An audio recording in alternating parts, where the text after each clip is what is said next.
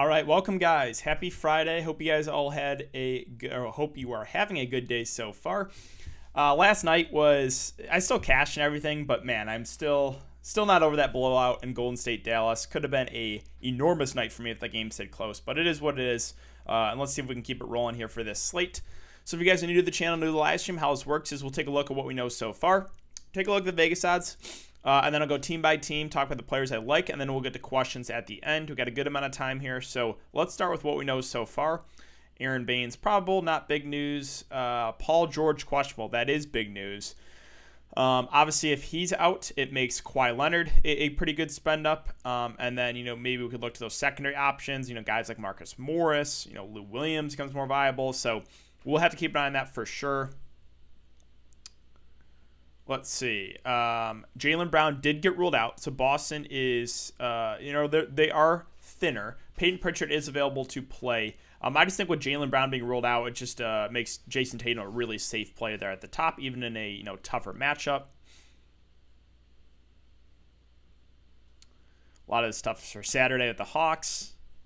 Maladon surprisingly got ruled out, health protocol, so I'll have to keep an eye on this. Right now, they only have 8 healthy bodies. If one more player gets ruled out, that game will get postponed. So this is huge, obviously, because that's where we're getting the value right now on the slate. If that game gets postponed, if that game gets postponed after lock, we're all going to be it's going to be a mess. Magic are starting Cole Anthony, Evan Fournier, James Ennis, Gary Clark, Vucevic. And a lot of this stuff is for Saturday. Otto Porter out indefinitely. Okay, that's not great for the Bulls. We're basically up to date there. Let's take a look at these numbers. So we have Bulls and Magic, a 225 over under. The Bulls are 2.5 point favorites. Pelicans and Pacers, a 228 over under. The Pacers are 1.5 point favorites. Bucks and Cavs, a 227.5 over under. The Bucks are 11 point favorites. Raptors, Nets, a 239.5 over under. The Nets are 6 point favorites. Timberwolves and Thunder, it's a 220 over under. The Timberwolves are 2 point favorites. Wizards and Heat, a 230 over under. The Heat are 7 point favorites. Jazz and Hornets, a 223 over under. The Jazz are 8.5 point favorites. Pistons, Suns, a 214 over under. The Suns are 7.5 point favorites. And Boston Clippers, we're still waiting on a spread there with the status of Paul George. The over under there is 219.5. Alrighty, so let's talk about the first game on the slate though. And let's go to New Orleans and Indiana. So on the New Orleans side, there's a lot of filler plays for me. No real priorities. Zion and Ingram are fine options, not priorities in the slate. Lonzo and Bledsoe, same thing. Both these guys should play around 30 to 35 minutes. I think they're both all right options. Steven Adams is a safe option. There might be better point per dollar center plays in the slate, but probably if I had to pick one player on the Pelicans, Steven Adams would probably be it. And then, Guillermo Gomez has been playing more the backup center, put a little bit more because of the blowout. I expect around 15 minutes. You can use him as a GBP dart throw, maybe hope for some Steven Adams foul trouble, but that's basically it. So really, there's not a ton I like on the Pelicans or on the Pelicans side. All kind of filler plays. Now on the New Orleans side, that changes because Domantas Sabonis at 8.6K is just. I don't know what Draftkings is thinking with this price point. Last 2 games, 60 fantasy points and 59 3/4. And the price moved $300. So I think Domantas Sabonis is one of the best spend ups of the slate. I also have interest in Malcolm Brogdon. The reason I have interest in Malcolm Brogdon is he will be a lot lower owned because Sabonis is going to be the chalk. If you want to differentiate yourself, you could take a shot on Brogdon. I do prefer Sabonis though. 6-3, the price is intriguing on Miles Turner, but there's a good amount of center plays in the slate that I'm probably not going to look his way. Secondary options are probably passes for me too, with Holiday, Lamb, McConnell, McDermott. They all seem priced accordingly. So, Pacers. This first game really, it's Domantas Sabonis for me that really stands out. Chicago and Orlando. So, Zach LaVine at 8.4K, I think that is appropriately priced. He can get there in tournaments, so he's a guy that has been the best player by far this season. He's playing mid-30s minutes, mid to high 30s minutes. He's a guy that stuffs the stat sheet as well, and I think he goes a little bit overlooked in the slate. So I do kind of like Zach LaVine for tournaments. Markkanen I'll pass on. I'd rather get to Thad Young, who just does more stuff in the stat sheet. He did only play 26 minutes, which is a little bit worrisome because the previous 3 games before that, 31, 29, and 31. But like I said, love that he stuffs the stat sheet. 6.2K is a fair price. Don't love it, but I think he is still viable here. Kobe White I'll mention just because the price point. He has played 34, 37, and 32 minutes the last 3 games. Again, it's not been great, but 6K like makes him at least viable on this one. There's no way I'm paying 5-1 over 5K for Garrett Temple. I don't care that Otto Porter Jr. is out. The guy that I do have some interest in is Patrick Williams, a low usage guy, but probably get around 30 minutes, maybe a little bit more. Played 32 the last game. Again, low usage, but minutes should be there with no Otto Porter and with no Wendell Carter Jr. So I think he's a decent value play. You can punt with Gafford too. The Mets been a little inconsistent, 11-10, then 22-20. A little bit better last couple games. Will that continue? I'm not sure. This is a bigger team against the Magic, so maybe he has to play more. But really, for me on the Bulls, I think Zach LaVine's a good tournament play. I have some interest in Thad Young. A little bit worried that he lost some minutes last game. And I think you can use Patrick Williams for value. All right, so let's move on to Orlando. And another player that just sticks out like a sore thumb, a sore thumb, is Nikola Vucevic at 8.5K. 8.5K against this Chicago front court with no Aaron Gordon. I don't need to say much more about that. You guys know my thoughts on Nikola Vucevic. Now, no Aaron Gordon. That does make the 2 guards here more in play. Evan Fournier and Cole Anthony. I'm not a big Evan Fournier guy, but he's playing around 30 minutes. He's going to have to do more offensively. I think he's viable at that price, and I think Cole Anthony's viable too. Both are not playing huge minutes. Both are hovering around the 30-minute mark. Cole Anthony probably has a little bit of a higher floor. I would probably say Fournier might have the higher ceiling if he's like hitting a shot. So both those Orlando guards are in play here, kind of in the mid-range. I'll probably stay away from Terrence Ross even at that price. It's just too reliant on scoring for me. Value-wise, I don't know if I have to go there with the OKC value. I don't think it's worth it to try to take a shot on some of these guys. Like Gary Clark, NS will start, but they'll probably only play like 20 to 25 minutes. There's not a lot of like here, really. I do want to mention one super risky play here with they got rid of Desmond Bane. Or no, not Desmond Bane. What's his name? Jordan Bone. That's his name. Sorry. They got rid of Jordan Bone, who was playing the backup point guard. They signed Frank Mason. I'm not sure if he's going to be available for this one, but like, he's a good point per minute guy. He was like an all-star in the G League. Like, if he plays the backup point guard and plays like 15 to 20 minutes, you actually could see a decent game out of him. Now, again, I'm not even sure if he plays in this one, so it's like a really risky play. But if I knew he was going to play tonight, I actually would have some interest because, again, he's a good point per minute guy. Chuma Okeke played 18 minutes. I said they were going to limit him to like 12 to 14. They extended him a little bit. He's at 3-3. Again, like, you can punt with him. I guess he would be my preferred like cheap option, but there's just not a lot of like there on the value for Orlando. Moving on to Toronto and Brooklyn. So on the Toronto side, I like a good amount here. Love targeting players against this Brooklyn Nets team. So Van Fleet, Lowry, and Siakam, I think, are 3 of the better plays in the slate. Now, which one do I prefer? I don't have a super strong preference. All have been a little up and down. Van Fleet has been the most consistent this year, even after 19 and then 77 fantasy point game. I think he'll be the most popular just because of box score watchers. But I have interest in him. I like Kyle Lowry too. If you want to differentiate yourself, you can just play Lowry over Van Fleet. I think both have similar upside, and then Pascal Siakam as well. Like, all 3 of these guys I do like here against this Brooklyn Nets team. Value-wise, you can take a shot on Chris Boucher. It's always a tournament play. Minutes have not been great in him. Last 2, 18 and 19. I mean, again, you can take a shot here and hope he gets the minutes. If I knew Chris Boucher was going to play 25 minutes tonight, I would absolutely lock him in my lineup. But like I said, the minutes have just been up and down in him, so hard to trust. But he's always in play for tournaments. Always like him as a tournament play. That's probably it for me on the Toronto side. Moving on to Brooklyn.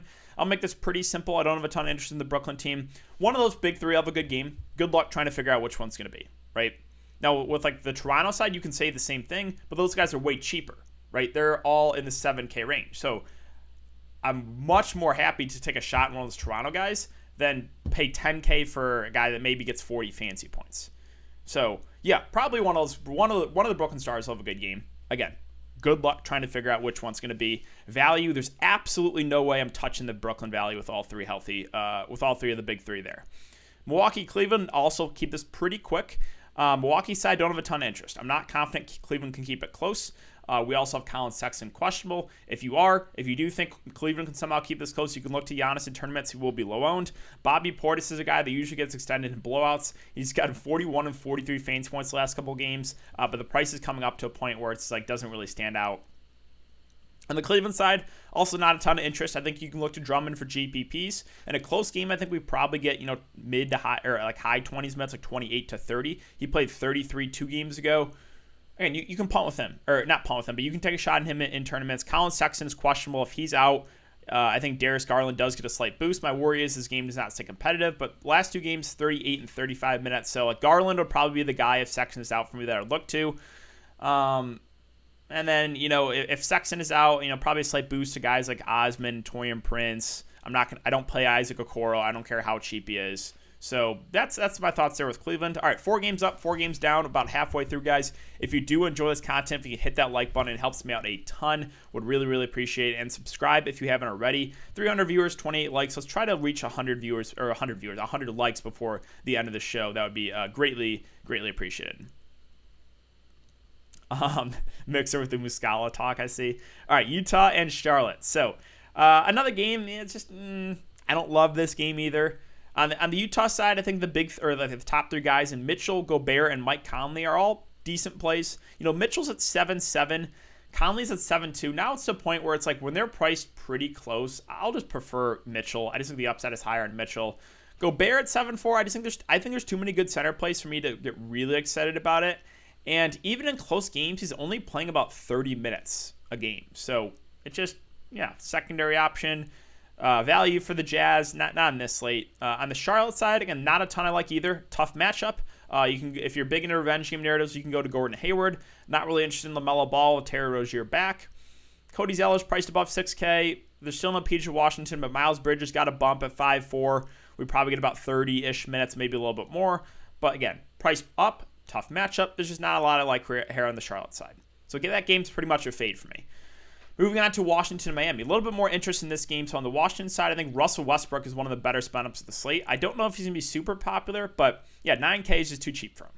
I don't care the matchup. In close games, he'll play about 35 minutes. He's a guy that stuffs the stat sheet. So really like Westbrook here at 9K. I think he's one of the better spin-ups. You can look to Beal as well. I think when Westbrook is in, has a little bit of a lower floor. Won't do as much of the peripherals, but both these Wizards stars are in play. I prefer the price in Westbrook.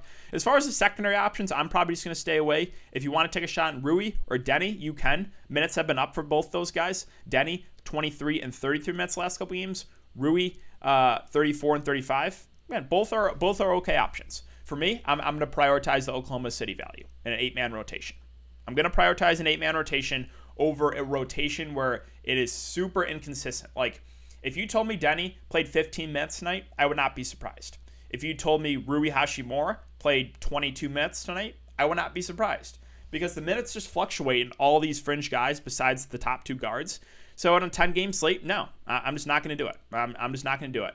On the Miami side, they're getting pretty healthy. I think Bam and Adebayo, Jimmy Butler in good matchups are firmly in play.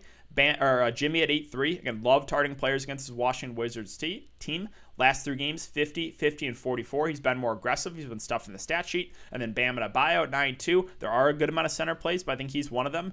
45, basically mid-40s fantasy points the last 4 games. So both the top 2 Miami guys I think are viable. Hero, Dragic at their respective prices, secondary plays for me. I'll pass on Olynyk. Iguodala, you could make the argument for value, probably play somewhere around 20 to 25 minutes. But other than that, there's just not a ton I like on Miami.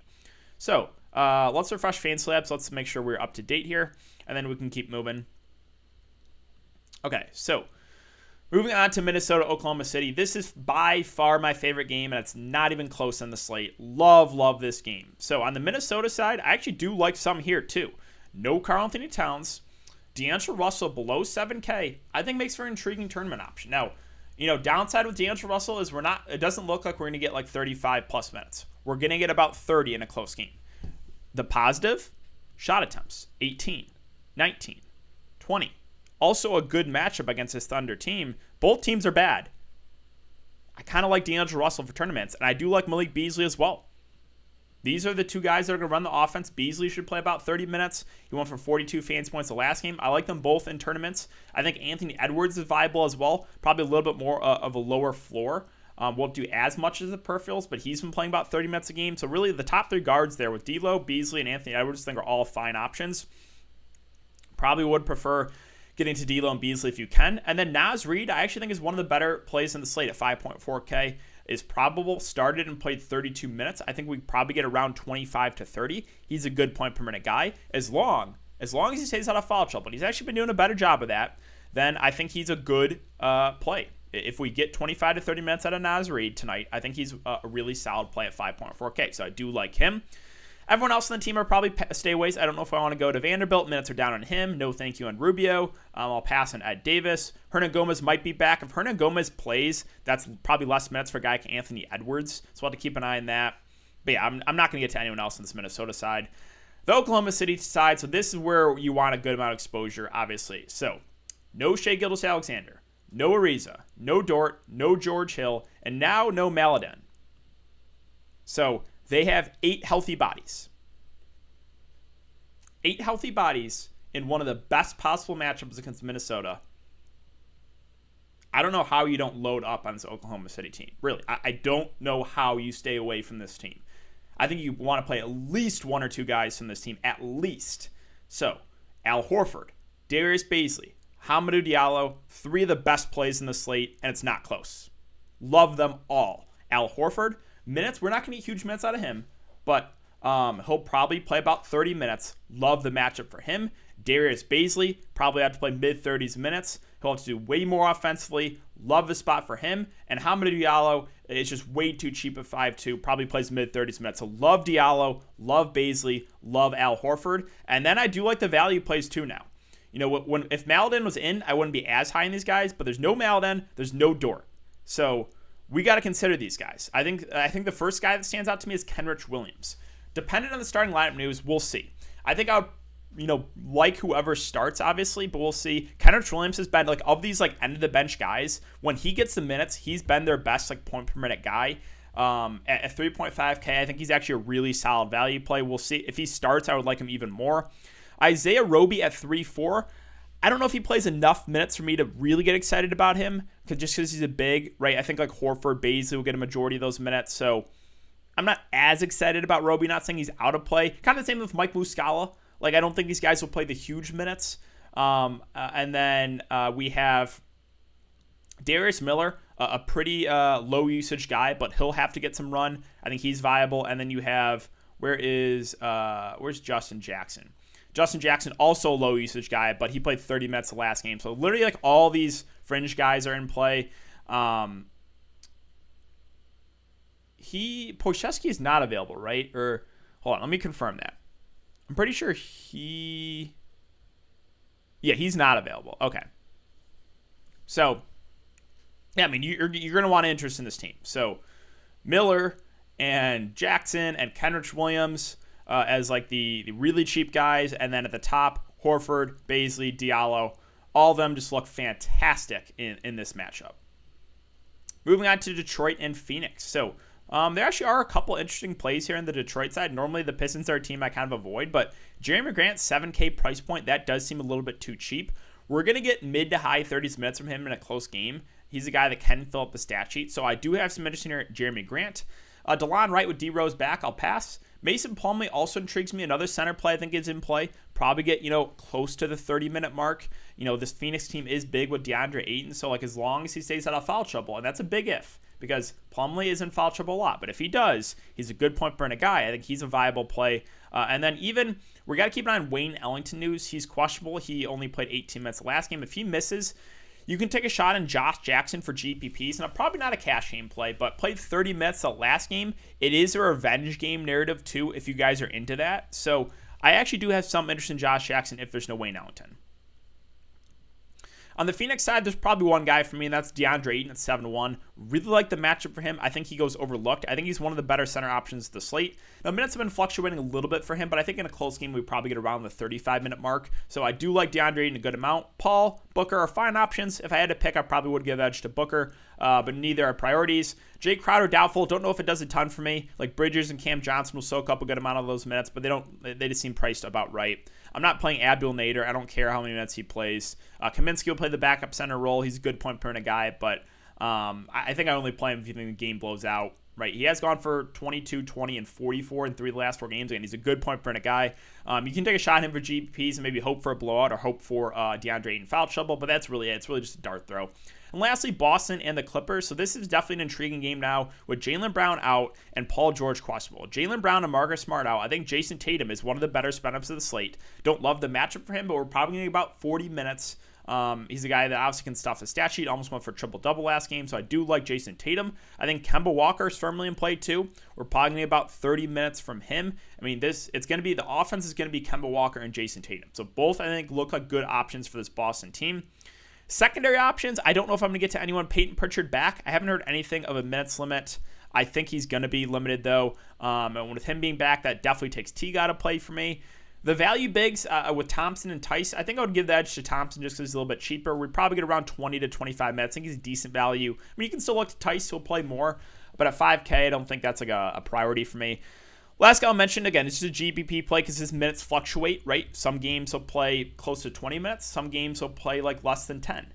If he gets the higher end, if he plays closer to the 20-minute mark, he'll probably have a good game. So Robert Williams is the definition of a GPP play, kind of like Chris Boucher, right? It just depends on the minutes. If Chris Boucher plays 25-plus minutes, he will probably break the slate tonight. If Robert Williams plays over 20 minutes, he will most likely have a really, really good game for his price. So it just depends on will the minutes be there. 2 games ago was against a small ball Golden State team, so it kind of made sense why I got limited. The last game was against a bigger team in Sacramento.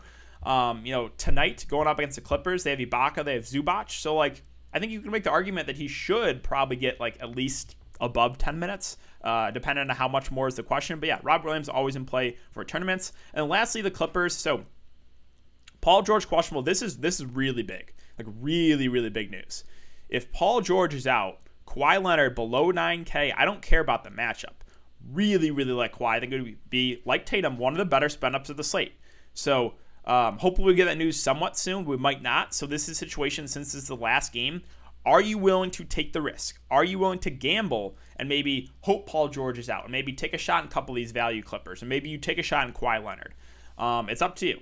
Now, Paul George himself, another kind of game theory aspect here. If what you could do is you could leave a spot in the utility. You could leave it for Kawhi Leonard and kind of hope Paul George is out.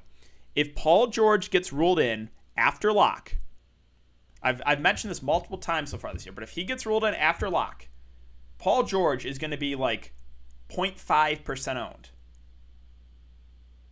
Right? So if he gets ruled in after lock and there's no limitations, maybe he gets ruled in 30 minutes before this last game and there's no pivots, then Paul George is literally going to be less than 0.5% owned. And then he becomes a really good tournament play because of the ownership alone. Because ownership alone, no one would play him, right? So, would really like Paul George actually in tournaments if he gets ruled in after lock.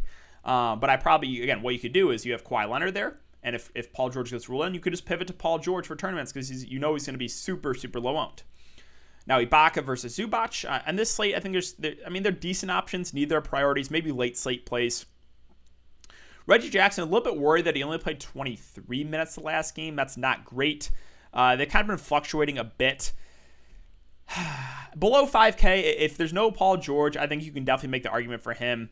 Again, because he's a good offensive player. So Reggie would be a lot more viable if there's no Paul George. Batum at 4.8, I'll probably pass. The two guys that would get a boost if there's no PG are probably Lou Williams, Marcus Morris. It is a revenge game for Marcus Morris. We probably would get, more than, maybe the higher end of the 20-minute mark for Marcus Morris, which make him a good value. Lou Williams has actually been playing more recently, 22, 20, and 23. If there's no Paul George, he'll probably have to play a little bit more, so those two would look interesting. I mean, maybe Luke Kennard gets some more minutes, but for me, I would rather take a shot on Lou or Marcus Morris. So really, all this hinges on Paul George. The fringe guys for the Clippers, I think, are only playable if Paul George is ruled out. If Paul George is in, I'm probably not going to get to any of those value guys.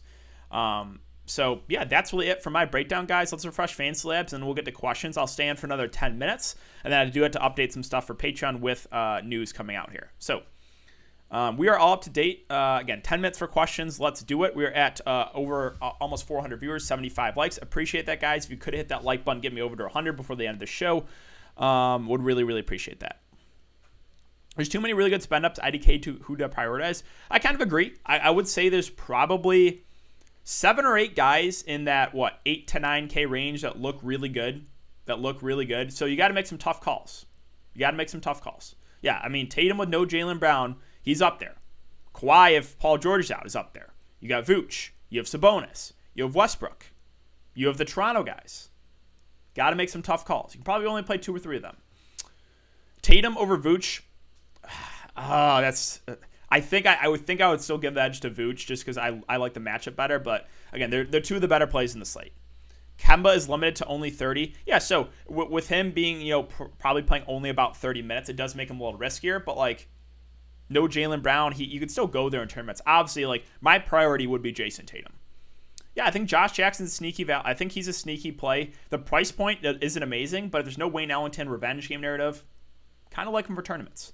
Got to get Sabonis and Vooch. Yeah, I mean, I have a hard time getting away from those 2. But again, if Paul George is out, like Kawhi and Jason Tatum look really good. You have Westbrook at 9K. There's a lot of good spend up. So I agree. You have to make tough calls in the slate with those guys at the top.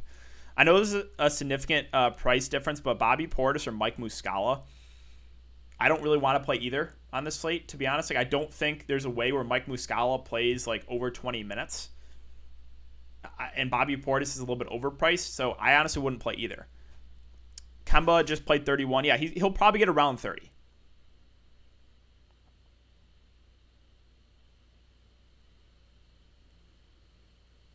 Van Fleet and Kenrich Williams, or Ayton and Patrick Williams, so the first one. Van Fleet and Kenrich.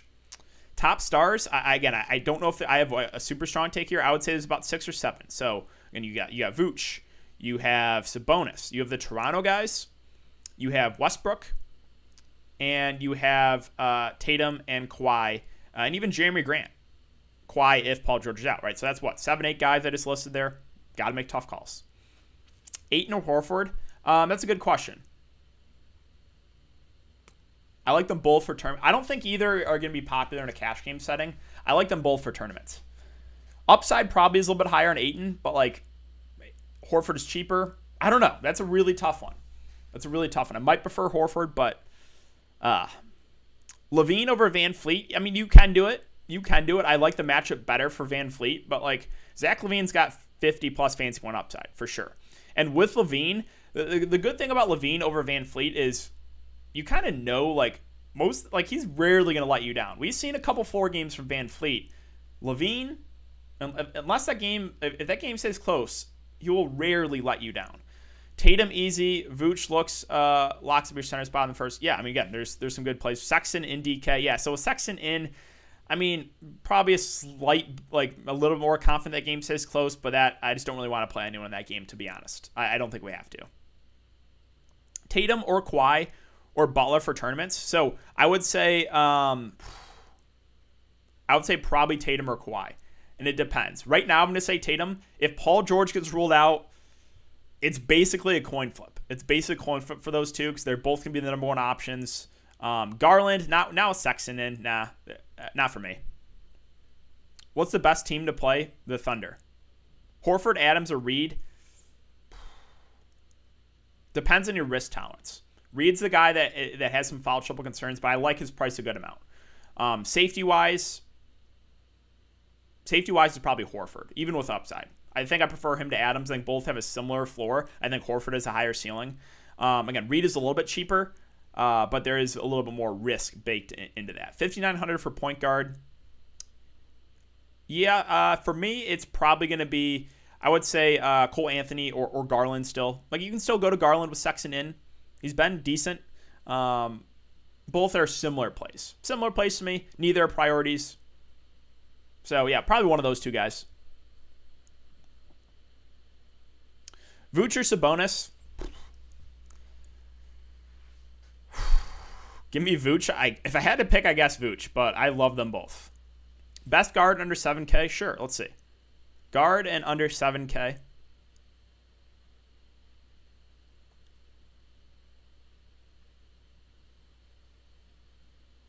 Give me D'Angelo Russell there. Kawhi or Sabonis with the assumption Paul George plays? With the assumption Paul George plays, Sabonis for sure.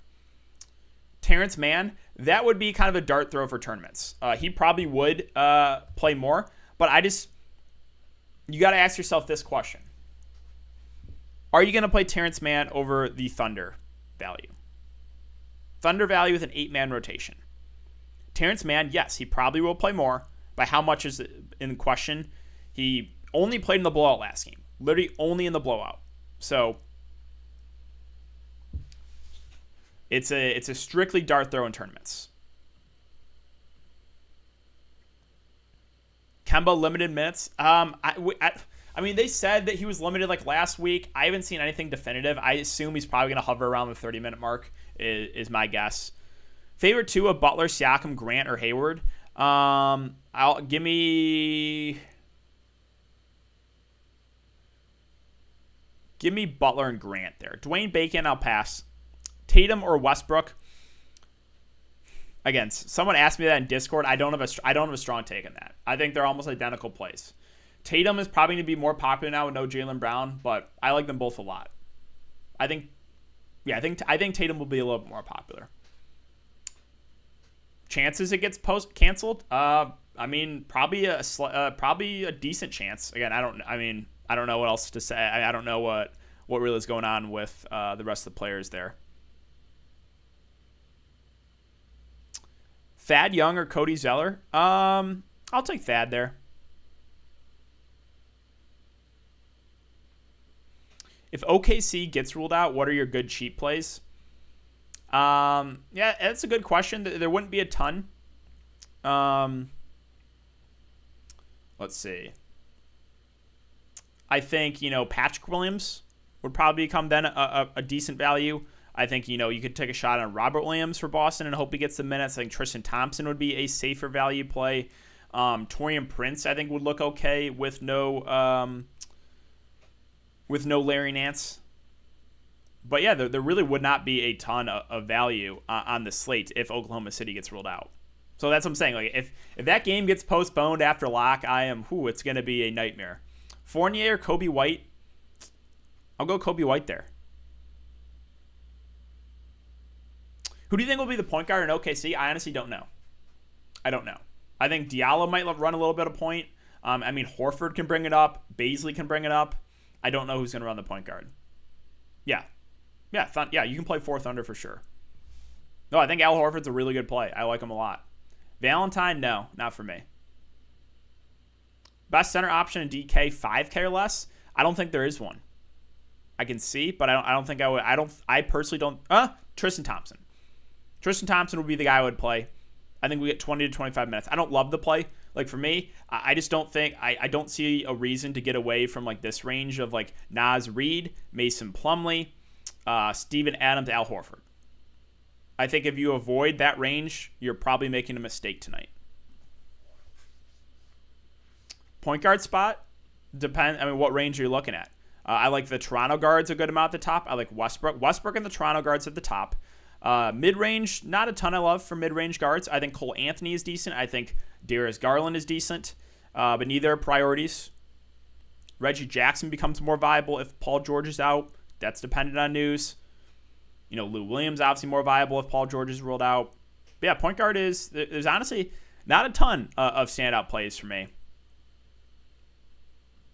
All right, guys, a couple more minutes and I do it to get out of here. 2 more minutes, so get those questions in. Yeah, of course. Can't really order. Got to say that for Patreon, unfortunately. It's like giving like, oh, you have to play this player, then this player, and this player. But hoping you understand that. D'Lo or Ayton? Diallo is starting a point guard? Okay. D'Lo or Ayton? I think Ayton's a little bit safer, but I do like D'Lo in tournaments. Yeah, Diallo is starting a point guard with Kendrick Williams. Isaiah Roby is starting at the 3. Okay. So that is a little bit... Okay. So now I like Roby more. It's Roby and Williams. Yeah, those are the 2 like cheap guys I like now. Isaiah Roby, Kendrick Williams. Yeah, again, you're going to want a good amount of exposure to this team. You just are. So Isaiah Roby, now that he's starting at the 3, I'm more confident with minutes. I think we probably get at least mid-20s minutes, which actually makes him a really good value play now, and Kendrick Williams as well. I think they're 2 of the top value plays in the slate. Kendrick Williams, Isaiah Roby, and then the rest of the starters. With Horford, Diallo, Baisley, love them all. I'm not kidding when I say this. You could realistically make a lineup with all 5 of them. And I don't think that's terrible. Like, I'm not kidding. You can do this and this and this. And who else is starting? Kenrich Williams. Roby, and where is... Boom. 8.7K remaining. Pick the stars you want. I think you could realistically do that. Now 5 is probably a little bit too much, but like honestly, that's how high I am on this Oklahoma City team. No, I don't play Terrence Ross. Do you mind Rubio? Nope, don't play Rubio. Darius Miller? No, those bench guys are still in play. So right, they have 3 guys off the bench, and they're going to go overlooked. They are a little bit riskier, but Darius Miller, Justin Jackson, and Mike Muscala are all still in play. Like literally, this whole entire team is in play. They have 8 bodies and literally a fantastic matchup. So Darius Miller breaking the slate. All right, guys, I do have to get out here. I stayed on a little bit longer. I got to go update a couple things for Patreon. So good luck to everyone. Load up on that Thunder. If the Thunder game gets postponed, we are all screwed. I hope you guys have a good night. Hope you all win some money, and I'll see you guys back here Saturday for a live stream.